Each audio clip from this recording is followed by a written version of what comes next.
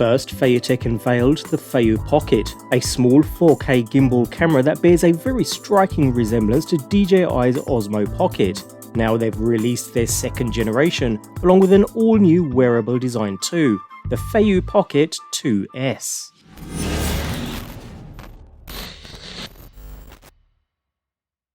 Feiyu Tech are no new players to the camera and gimbal scene, clearly competing with the likes of DJI, and now they take their Feiyu Pocket system a step further with two new variants, a handheld Pocket 2 and this, the detachable Pocket 2S. I use the term detachable loosely there, since we still have a cable in between, but nevertheless it's a new spin on the pocket gimbal scene that hasn't been done before. And what we have here is certainly a premium feeling device, primarily metal in construction. The unit oozes quality, and to be fair, I'd expect nothing less from a premium company such as Feiyu Tech. Externally, we have a very familiar design to the previous generation, a small hand grip control module to hold onto, and the main gimbal and camera unit up above. And no, it doesn't feel cheap and tacky in the slightest, it actually feels really robust and solid, no complaints there at all. Anyways, starting with the main hand grip control module, glaringly obvious is the touch-sensitive colour display, which we'll take a look at shortly, while just below we have a multi-directional joystick for gimbal control as well as a single shutter button providing a nice tactile click when pressed. At the very bottom is a tiny pinhole concealing the unit's built-in microphone used for audio capture. It also means we shouldn't pick up any noise from the gimbal's motors. Again, we'll test this out shortly, although note an external microphone option should be released shortly too.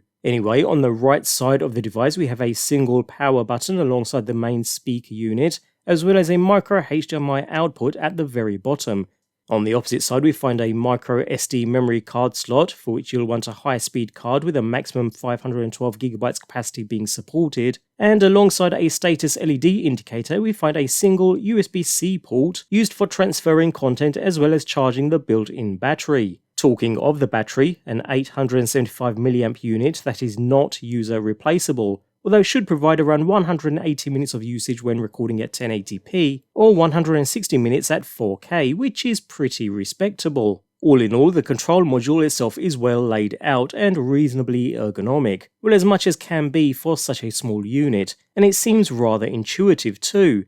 The main 3-axis gimbal, while incredibly small, feels incredibly smooth. It doesn't rotate a full 360 degrees in any direction, but feels very sturdy thanks to its metal construction. At the end is the main camera module, an f2 130-degree wide-angle lens backed by a Sony 1/2.5-inch CMOS sensor. With an equivalent focal length of 12mm, it's capable of capturing video at a range of resolutions up to 4K 60 frames per second at 120 megabits per second, which certainly sounds impressive. The gimbal and camera unit is attached to the main control by way of a single cable wrapped around this neck between the two modules.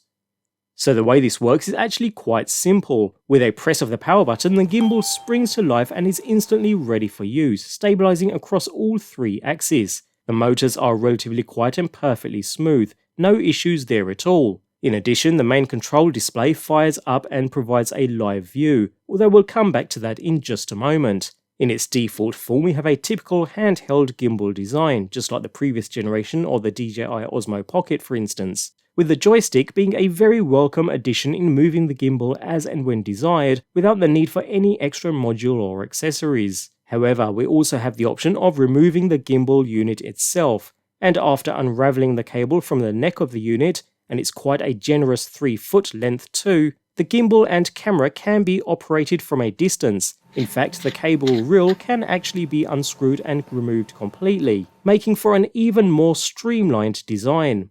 The cable is still necessary though. Having a wireless connection would mean a larger gimbal unit that requires a separate power supply. So by maintaining a cable design, Feiyu Tech have been able to keep the size small, and above all else we only have to worry about charging a single battery. Even so, we have a generous 3 feet of cable length to play with, ample for most wearable mounting situations.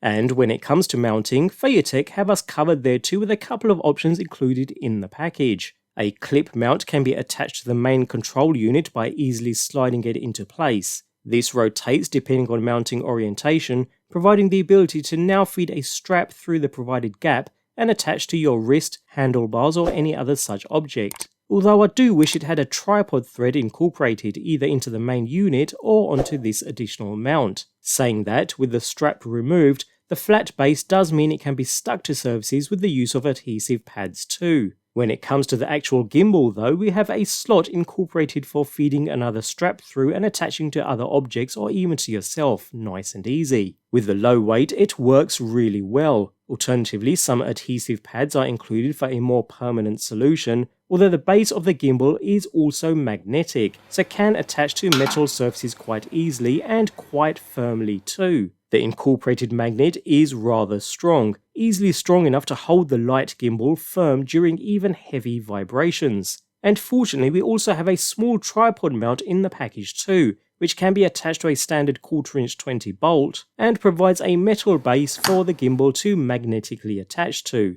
A simple yet very useful addition. Operating and using the system is rather straightforward too. The display is small, yet it's quite sharp and easy to see, even under brighter shooting conditions, with current mode, battery status and memory card capacity all displayed nice and clearly. On the side we have a zoom toggle too, and although it's very small, it's actually quite easy to use. I've had no problems in nailing this every time, even though it's digital zoom, so do use with caution. Otherwise, gimbal modes can be selected by swiping up from the bottom of the screen. Here we have a couple of different modes to choose from, locking and unlocking different axes depending on how you wish to shoot, as well as an option to flip the camera completely for a selfie mode too, perfect for some vlogging action. Bear in mind we have that joystick for moving the camera around too, which works wonderfully well, nice and smooth in all 4 directions. In fact, keep the joystick pressed and it locks all 3 axes too, ensuring the camera stays pointed in the one direction. A very useful quick access feature, while double tapping the joystick instantly recenters the gimbal. Moving back to the menu system though, a swipe to the right displays captured content for playback, while a swipe to the left allows the ability to switch between different shooting modes, with a fair few to choose from. We have all the common shooting modes available to use, and even some more advanced modes such as Motionlapse, which provides the ability to set a starting and ending point for the project, while the system then captures a time lapse using predetermined settings between those 2 points. Pretty neat. Anyways, finally swipe down from the top to enter general camera settings. Choose between mounted and handheld used to unlock specific modes tailored for each. Set general camera settings, as well as format your memory card, which is advised upon initial use, and access other general settings which are all quite self-explanatory. We do have the ability to set the field of view, as well as a face detection mode, which is a bit hit and miss mind, and we can even set the display to full screen mode, which does zoom in and crop what you see a little, but is useful when used as a vlogging style setup. All in all then, the menu system is well structured, intuitive and easy to use. The touch sensitivity works really well too. I found I never needed to double tap or repeat any taps at all. It just seems to work really well from the get-go. Of course we have wireless smartphone connectivity too, activated by keeping the shutter button pressed for 3 seconds to enable Wi-Fi. And then we can connect to the freely available app, which can take a few seconds to connect and launch the live stream. And to be fair, the stream is actually really good. There's very little noticeable lag. Really impressive. Of course we can change all camera modes using the handy slider, along with settings for each mode, even switch to manual shutter and ISO mode too, and enter the Pro mode, which provides a couple of extra settings to fine tune. All of that, and we can still control the gimbal via the on-screen joypad, and of course set different gimbal operating modes which are conveniently displayed across the bottom. Otherwise the remote app works really well, no dropped connections, no other issues, reliable and pretty much lag-free. And when it comes to performance, it doesn't seem to disappoint there either. Gimbal performance seems spot on, nice, quick yet smooth movements that counteract any bumps and shakes from your person. In fact, you can make big movements and your footage will almost always look quite smooth. The 3-axis gimbal on the Pocket 2S works by measuring gyro data, but instead of using the data for digital stabilization, it's used to drive the 3 motors on the gimbal, and it works fantastically well whether handheld or used with the gimbal mounted away from the control stick. As with all 3-axis gimbals, you certainly need to perfect your walking style to avoid that bobbing due to the lack of a 4th axis, and when it comes to image quality, there's no issues there at all. 4K at 60 frames per second is smooth and sharp, colours are vivid, and the image overall is sharp and true to life. For the general hobbyist or even the prosumer, this seems like a perfect companion. Unlike action cameras that generally expose based on the whole scene, the Pocket 2S tends to expose the scene based on whatever is in the centre. This isn't really a good or bad thing, just what I notice and something to bear in mind while shooting. And coupled with the mounted mode, it's easy to attach the gimbal to metal objects thanks to that magnetic base, and capture some unique angled shots for your video projects. Don't get me wrong, it's not absolutely perfect though. I did notice the odd bit of jitter in the video, ignoring that slight bobbing from my normal walking pace of course, though hopefully a firmware update will iron that out in the near future. Footage captured in low light isn't brilliant and is subject to artifacting, so you'll want as much light as possible for the best results. Something that we knew anyway, since it's an issue that plagues all cameras with small sensors, so nothing new to the Pocket 2S in that regard. When it comes to audio quality, what you're hearing now is directly from the Pocket 2S, so take it as you will. Like most action cameras, it's not brilliant, but enough to get a good feel for your surroundings thanks to a new audio algorithm. As the microphone is incorporated into the control module, no matter where the gimbal is mounted, keep the control module close to its audio source for the best results. All capture modes seem to work perfectly well, as does the Motionlapse mode too. In simple terms, this captures a standard time-lapse, but moves the camera at the same time between 2 preset points. Simply set your start and end points and leave the Pocket to do its thing in between. And the results are really good. Panoramic shots are easily captured even while hand holding the device, no issues there. You just point the camera in the correct direction and let the system take all of its images.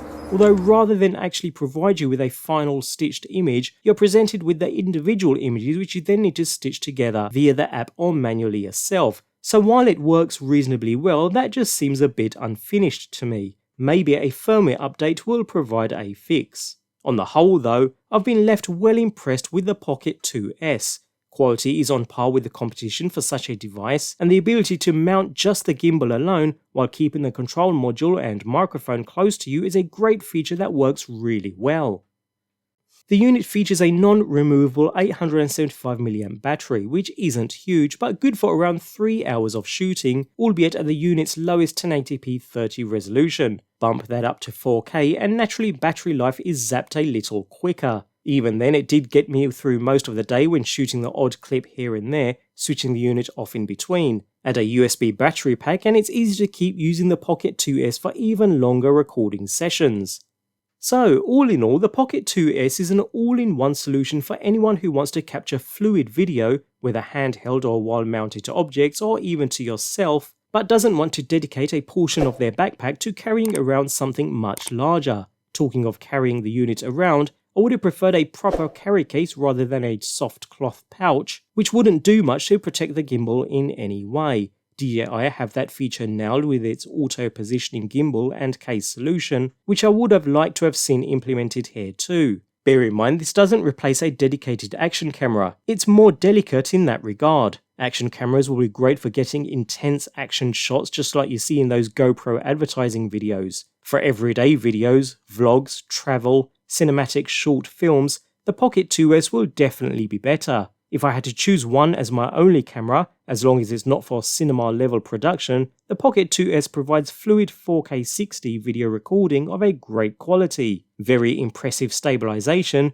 albeit with some minor jitter that needs smoothing out with future updates, and a feature set including that remote mounting, all while being small enough to comfortably carry with you everywhere you go. A very impressive feat in engineering.